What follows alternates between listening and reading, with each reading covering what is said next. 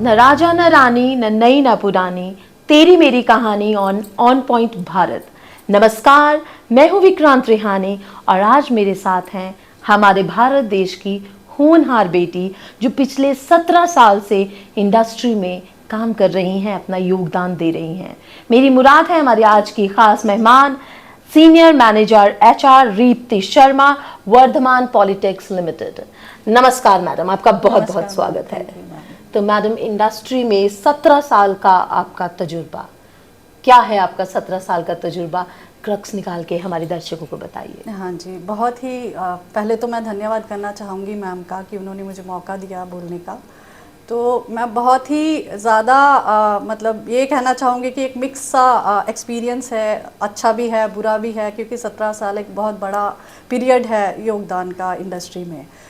अच्छे बुरे पल दोनों ही थे, बट अच्छे कुछ ज़्यादा थे, बुरे थे वो भी अच्छे में हमने कन्वर्ट कर लिए दूसरों की सहायता से। It was a really great experience for me.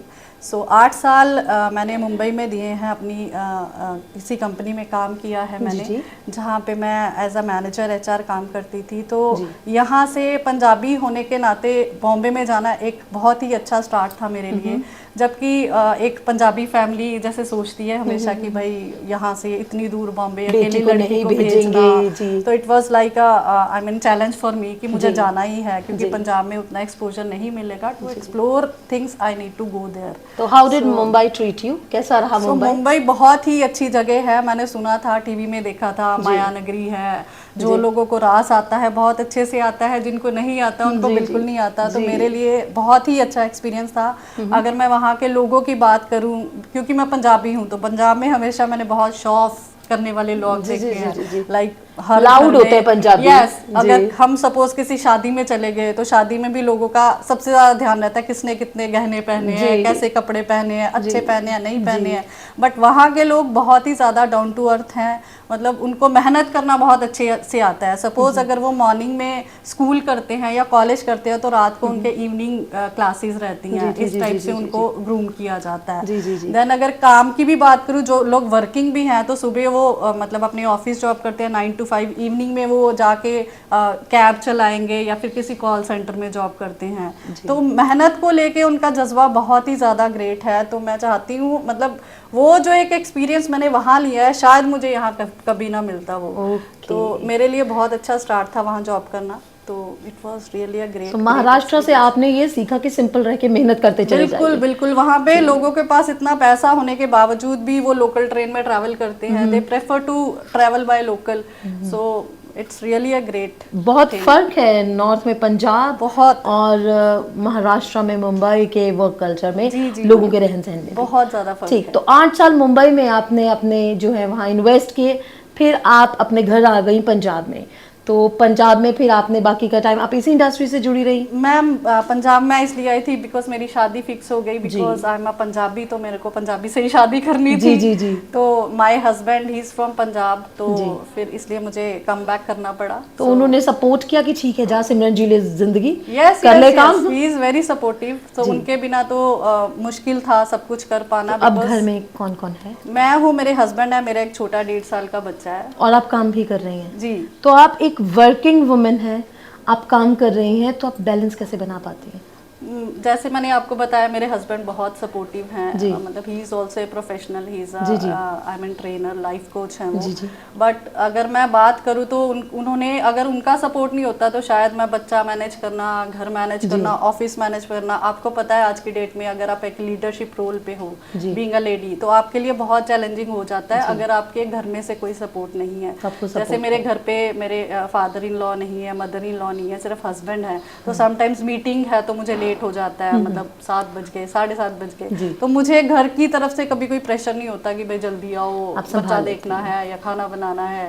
तो it's not like that. Good. मेरे ख्याल से जब एक औरत अपनी सक्सेस स्टोरी लिखती है तो वो सिर्फ उसकी सक्सेस नहीं होती, उसके साथ उसका परिवार, उसके अपने जुड़े होते हैं। शायद यही कारण है कि देश तरक्की कर रहा है, क्योंकि सपोर्ट फैमिली का बहुत ज़रूरी है और फैमिलीज अब ये चीज़ें समझ रही हैं।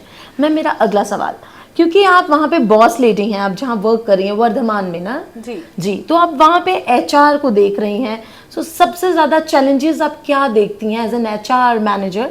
वहाँ आप इंचार्ज हैं, जनरल सब कुछ देख रही हैं, तो क्या चैलेंजेस देखती हैं आप सबसे ज़्यादा वर्क पार में?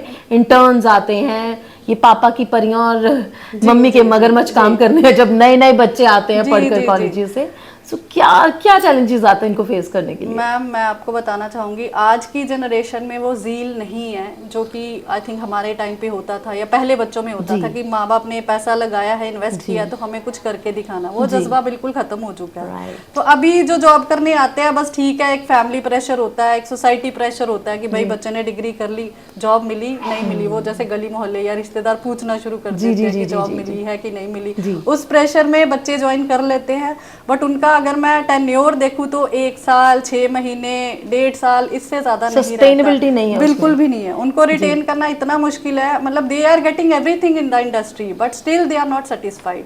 सो this is the biggest challenge. देखिए कितना बड़ा पर्दाफाश किया हमारे आज के मेहमान रिप्ती शर्मा जी ने।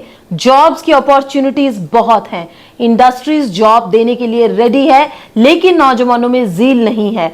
तो फिर हम उठ के इल्जाम लगा देते हैं या तो यूनिवर्सिटीज और कॉलेजेस के ऊपर कि हमारे को स्किल नहीं दी, या फिर सरकारों के ऊपर, जबकि कमी हमारे अंदर है। समाज इसलिए पीछे रह रहा है हमारा, इसलिए हम हार रहे हैं कहीं ना कहीं, क्योंकि हमारे खुद के बच्चे, हमारे नौजवान में वो वैल्यूज की कमी होती जा रही है, वो काम नहीं करना चाहते। ये मैं आप नहीं कह रहे, ये इंडस्ट्री में बैठे एक्सपर्ट की बात है। मैडम मैं आपसे अगला सवाल पूछना चाहती हूँ, तो इन लोगों को आप फिर कैसे इंस्पायर करते हैं, कैसे इनके माइंड को ओरिएंट करते हैं, कैसे मोटिवेट करते हैं, क्या आपकी स्ट्रेटजीज रखती हैं? मैम इनका एक तो ग्रोथ पाथ बनाया जाता है, इनको एक स्ट्रैटेजी के हिसाब से दिखाया जाता है कि आप आज यहाँ हो, कल आप यहाँ पहुँचोगे, आपकी सैलरी इतनी हो जाएगी, आपकी डेजिग्नेशन ये हो जाएगी, उसके बाद आपको किस लेवल पे हम पहुँचाएंगे। तो वो दिखा के कुछ जिनके अंदर ये समझ होती है वो तो समझ जाते हैं, बट जिनका बिल्कुल मतलब बचपने वाला हिसाब है, कोई रिस्पॉन्सिबिलिटी नहीं है, बिंदास एकदम काम करना है, नहीं करना है, कोई रिस्पॉन्सिबिलिटी नहीं लेनी है, वो लोग नहीं समझ पाते। उनको समझाना, उनको कन्विंस करना बहुत मुश्किल हो जाता है। मुश्किल रहता है, राइट। मैम कोई ऐसा डिफिकल्ट केस आया हो आपके पास और आपको लगा कि इसको नहीं कर सकते, इसको भेज दो, लेकिन कुछ क्लिक कर गया और आपने घुमा दी पूरी गेम, ऐसा कुछ हुआ? हाँ बिल्कुल हुआ मैम। जैसे डेली के हम ऑन एन एवरेज लगा लो आप 10 इंटरव्यूज लेते हैं, राइट? तो एक मेरे पास अभी रिसेंट केस आया था, मेरे यहाँ पे एक ओपनिंग थी सेल्स में, तो that girl was very, I mean मेरे को नहीं लगा कि वो सेल में फिट हो सकती है। यू नो सेल्स में कैसे लोग, सेल्सी लोग चाहिए होते हैं, मतलब बंदा देख के वो बेच दे, ऐसे लोग चाहिए होते हैं।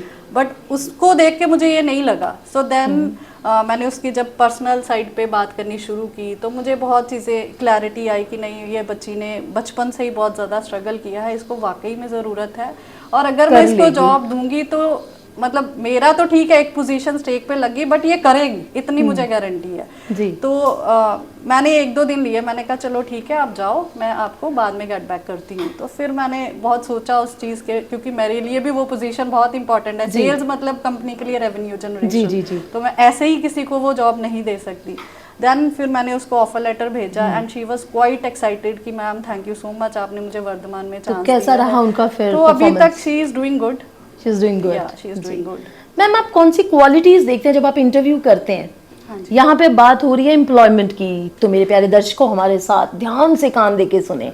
सो जब मैम आपने किसी को जॉब देनी है, एम्प्लॉयमेंट देनी है ना, तो आप एक धांसू पैकेज भी उसको ऑफर करेंगे, तो आप क्या क्वालिटीज देखते हैं उसमें? मैम सबसे पहले तो उनका कम्युनिकेशन स्किल्स कैसे हैं, ठीक है। मैम जरूरी है वो इंग्लिश ही हो? नहीं, जरूरी नहीं है। कम्युनिकेशन का मतलब ये नहीं है कि वो इंग्लिश हो, कम्युनिकेशन का मतलब ये है कि जो भी वो कह रहे हैं उनको एक्सप्रेस करना आना चाहिए, उनको दर्शकों बहुत बड़ी बात रिप्ती शर्मा जी बोल रहे हैं। कम्युनिकेशन का मतलब सिर्फ अंग्रेजी में बात करना नहीं है, इसका मतलब है कि आप एक्सप्रेस कर पाए अपनी थॉट को, अपने आइडिया को। जी मैम अगला पॉइंट। दूसरा कॉन्फिडेंस बहुत जरूरी है कि आप जो बोल रहे हो वो सामने वाले को विश्वास होना चाहिए कि वो बहुत मतलब सही बोल रहे हो जो भी बोल रहे हो। तो कॉन्फिडेंस बहुत ज़रूरी है, कम्युनिकेशन बहुत ज़रूरी है, प्रेजेंटेशन स्किल्स बहुत ज़रूरी है, क्योंकि आज की डेट में आईटी का युग है, ठीक है? अगर इन चीज़ों से, टेक्नोलॉजी से नहीं जुड़े हो तो आप फेल हो जाओगे जिंदगी में, तो आपको उससे जुड़ना ही पड़ेगा। So first is communication, second is confidence and third is presentation skills. Academy मतलब ठीक है बच्चे पढ़ते हैं, मैंने तो ऐसा अपना एक्सपीरियंस में देखे हैं बच्चे जिनकी कि अपने काफ़ी सारे 1-2 सब्जेक्ट्स में सप्ली आई होती है but they got placed, in good companies, क्योंकि बंदे को क्या चाहिए, अब कंपनी को क्या चाहिए कि सामने वाला जो भी हम एम्प्लॉय ले रहे हैं वो हमारा प्रोडक्ट सेल करे, अगर सेल में ले रहे हैं जिस भी डिपार्टमेंट में ले रहे हैं, तो अगर वो स्किल उसमें दिखता है तो इट डजंट मैटर कि वो उसकी सप्ली आई है। मैंने तो शायद ही कभी लाइफ में पूछा होगा किसी स्टूडेंट से या किसी भी प्लेसमेंट वाले से कि भाई आपके मार्क्स कितने आए अपने एकेडमिक्स। दर्शकों, बहुत बड़ी बात, वर्धमान इंडस्ट्री के एचआर मैनेजर जो इतना बड़ा बयान दे रहे हैं कि आपके मार्क्स हैं, आपकी सप्ली आई है, नंबर कम है, कुछ भी है, लेकिन अगर आप में आत्मविश्वास है, अगर आप में स्किल्स हैं और अगर आपकी कम्युनिकेशन स्किल्स अच्छी हैं, आपको जो टास्क अलॉटेड है अगर आप वो करने की स्किल्स हैं तो आपको जॉब मिल जाएगी। इंडस्ट्री दोनों बाहें फैला के आपका इंतजार कर रही है, आप में हुनर और काबिलियत होनी चाहिए। सो माँ बाप के पैसे कम खर्च करवाएं कि हमने जहां से जाना है, अपने ऊपर इन्वेस्ट करें, अपने ऊपर काम करें। तो हमारे साथ थी दीप्ति शर्मा जी। मैडम, जाते जाते हिंदुस्तान ऑन पॉइंट भारत के दर्शकों को आप कोई मैसेज देना चाहेंगे? मैं यही कहना चाहूँगी कि आज के जो भी बच्चे हैं वो उनकी पढ़ाई पे जो भी उनके माँ बाप ने मेहनत से खर्चा किया है उसको मद्देनज़र रखते हुए अच्छे से पढ़ाई करें। और मार्केट में जॉब्स बहुत हैं, बट आप अपने अंदर वो जज्बा जगाएं और अपने अंदर वो स्किल पैदा करें ताकि आपको अच्छी जॉब मिले। Thank you. तेरी मेरी कहानी में जज्बे की बात हुई। सो जज्बा आप में होना जरूरी है, हुनर होना जरूरी है। अपने आप पे काम करें, हम तो आपके लिए काम कर ही रहे हैं। ऐसी इंस्पिरेशनल मोटिवेशनल स्टोरीज हम आपके लिए लेकर आते रहेंगे। नमस्कार, धन्यवाद।